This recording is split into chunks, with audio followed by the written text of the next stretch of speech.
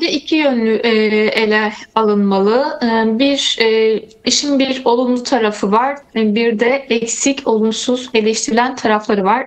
Sonuçta bir süreç başladı. Barış ve Demokratik Toplum süreci diye bir süreç yürüyor. Bu süreç kapsamında da işte mecliste bir komisyon kuruldu. Bu komisyon çok farklı kesimleri dinledi, farklı kesimler önerilerini sundu. Bu öneriler önemliydi. Farklı kesimlerin kendi katkılarını sunması önemliydi.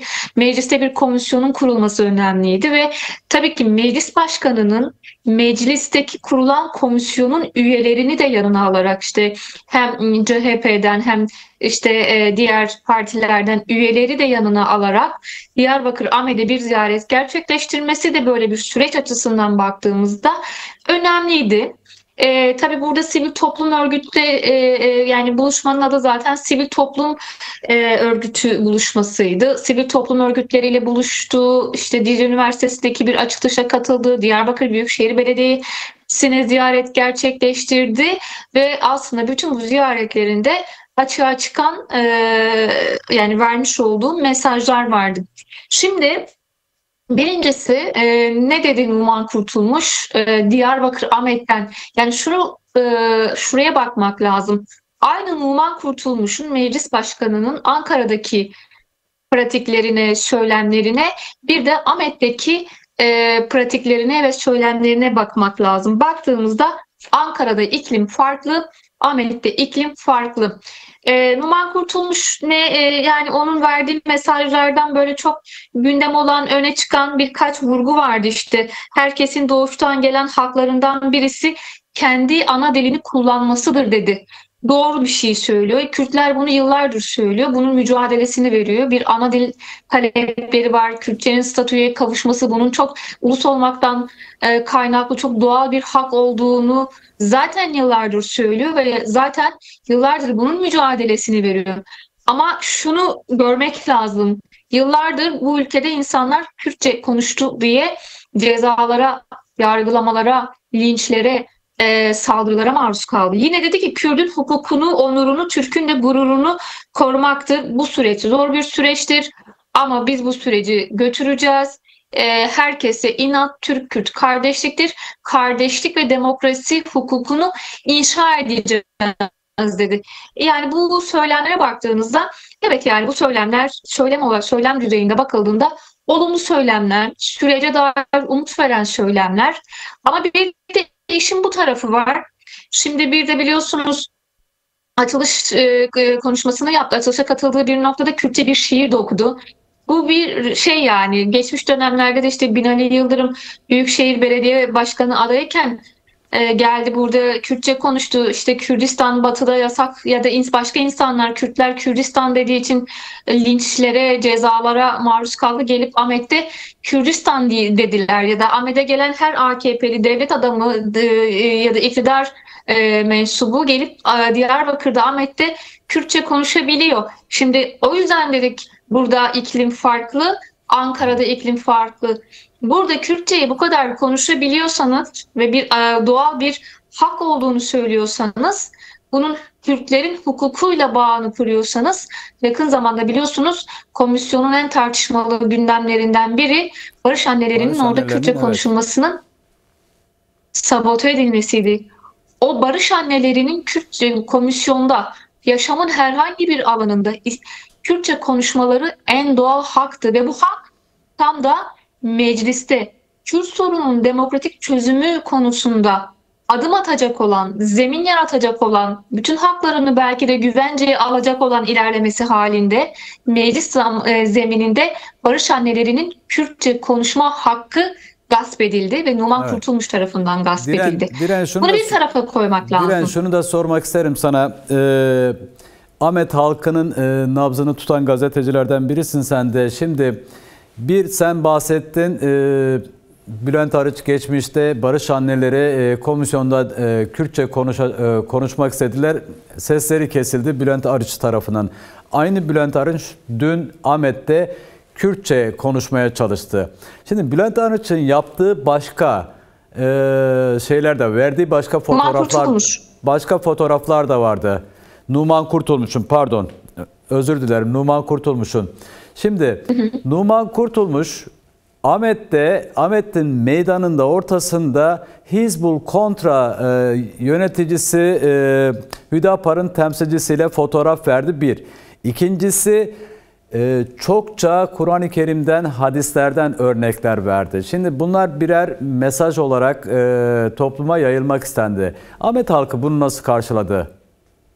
Hem bu fotoğrafı hem bu verilen mesajları.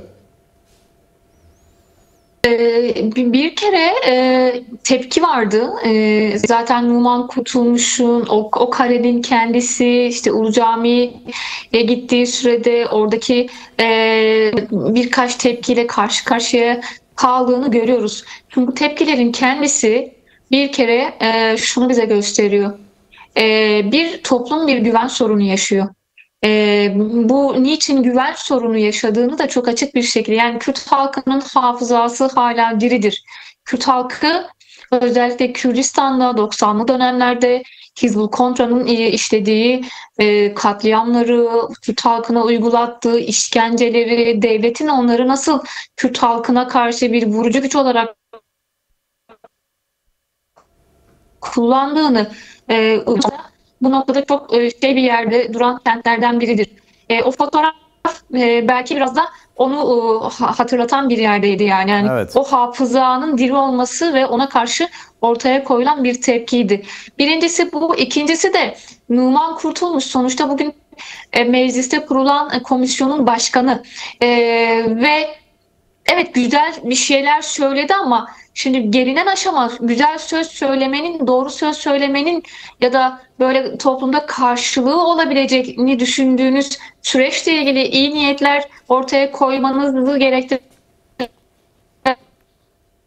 bir süreç. Bunun ötesindedir. Toplumun da, Kürt halkının da, Ahmet halkının da beklentisi bu yöndedir. Dikkat ederseniz Numan Kurtulmuş gelmeden önce Kürt halkı, Ahmet halkının taleplerini öne çıktı bazı haberlerde. Kürt halkının bir talebi Numan Kurtulmuş'a da gelmeden önceki çağrısı komisyonun İmralı'ya gitmesi, Kürt halk önderi Abdullah Öcalan'la görüşmesine dairdi ve onun fiziki özgürlüğünün sağlanmasına dair bir talep vardı. Şimdi bunun dışındaki her şey bu talep karşılanması adına somut adımlar atılmadığı sürece söylenen hiçbir sözün Ahmet halkında ve Kürt halkında bir karşılığı yoktur. O yüzden Binali Yıldırım'ın örneğini verdim, belediye başkanı. Erdoğan'ın geldiği dönemlerde de Kürtçe kimi şeyler söylediğini, şimdi demagojiden öteye gitmez. Buna dönük bir tepki vardı. Tepkinin özünde de somut adımlar atılmadığı için, toplumun taleplerinin karşılanmasına dönük somut adımlar atılmadığı için gelip burada Kürtçe konuşup ama Ankara'da Kürtçeyi hala yasakladıkları için, evet. Yani Ankara sembol, yani politik olarak da, zihin olarak da, siyaset olarak da aynı yerde duran bir zihniyetten, siyasetten bahsediyoruz. Buna dönük bir tepkinin olduğunu söylemek mümkün. Özünde de hala bir güven sorununun olduğunu, eğer siz gelecekseniz burada bir şeyler yapmak istiyorsanız bu talepleri karşılamalısınız, adım atmalısınız.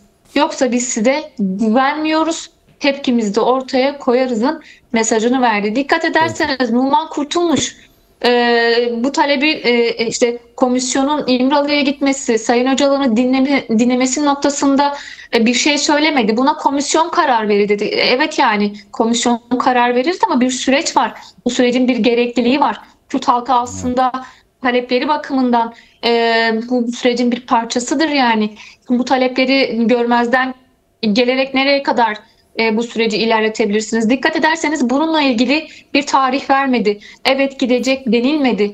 Ya da işte komisyon çalışmalarını sonlandıracak, sonra bir rapor verecek, meclise sunacak. Sonra biz dedi hukuksal sürecini konuşmaya başlayacağız. Evet. Hayır, bu zaten komisyonun işleyişine dair bir retorik, yani bir şey. Şimdi bunun ötesinde bir şey hala söylenmedi. Yani böyle olumsuz eleştirel odakları da vardı ama gelip bu noktadaki bir ziyaret de önemliydi. Halkın tepkisi, halkın taleplerini doğrudan bu noktada dile getirmesi açısından da bir anlamı da vardı. Peki.